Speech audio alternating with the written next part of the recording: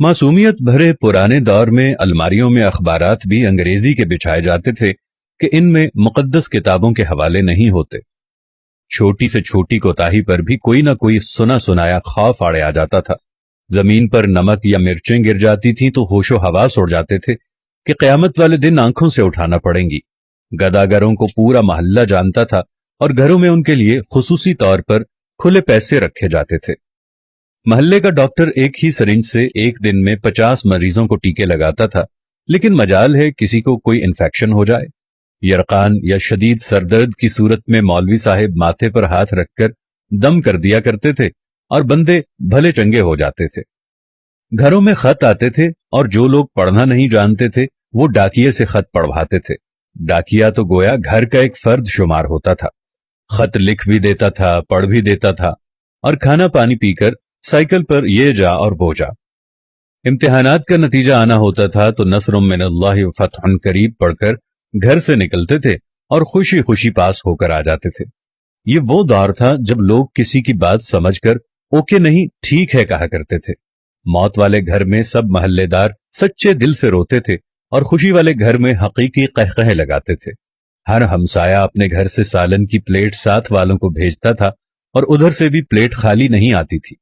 मीठे की 3 ही अकसाम थी, हलवा, जर्दा चावल और खीर।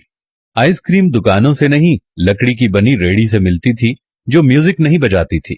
गली गली में साइकिल के मैकेनिक मौजूद थे। जहां कोई ना कोई महल्लेदार कमीज का कोना मुंह में दबाए पंप से साइकिल में हवा भरता नजर आता था। न्याज बढ़ती थी तो सबसे पहला हक बच्चों का होता था। दूध के पैकेट और दुकानें तो बहुत बाद में वजूद में आईं। पहले तो लोग भैंसों के बाड़े से दूध लेने जाते थे। गुफ्तगू ही गुफ्तगू थी, बातें ही बातें थीं, वक्त ही वक्त था। गलियों में चारपाइयां बिछी होती थीं।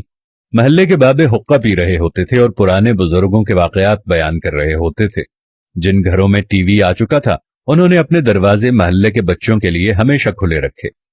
मट्टी के लेप की हुई छत के नीचे चलता हुआ पंखा सख्त गर्मी में भी ठंडी हवा दिया करता और फ्रिज के बगैर भी मटके और सुराहियों का पानी ठंडा रहता था। फिर अचानक सब कुछ बदल गया। हम कदीम से जदीद हो गए। अब बावर्ची खाना सीढ़ियों के नीचे नहीं होता, खाना बैठकर नहीं पकाया जाता, दस्तरखान शायद ही कोई इस्तेमाल करता हो। मंजन से टूथपेस्ट तक के सफर में हमने हर चीज बेहतर से बेहतर कर ली, लेकिन पता नहीं क्यों इस कदर सहूलतों के बावजूद हमें घर में एक ऐसा डब्बा जरूर रखना पड़ता है जिसमें डिप्रेशन, सरदर्द, ब्लड प्रेशर, नींद और विटामिन्स की गोलियां हर रोज मौजूद होती हैं। जरा खुद के घर के बारे में ये सारी बातें सोचकर देखें तो आपको सब कुछ यकीनन नजर आएगा जैसा मैंने आपको बताया है। आखिर ऐसा क्यों है? क्यों हम अपने बेसिक किस्म की जिंदगी से हटते चले जा रहे हैं? मैं आज भी आप लोगों से कह रहा हूं, आप साथ वालों के दुख दर्द बांटना शुरू कर दो। आप गरीबों के दुख में दर्द बांटना शुरू कर दो। आप साथ वालों के साथ प्यार मोहब्बत रखना शुरू कर दो।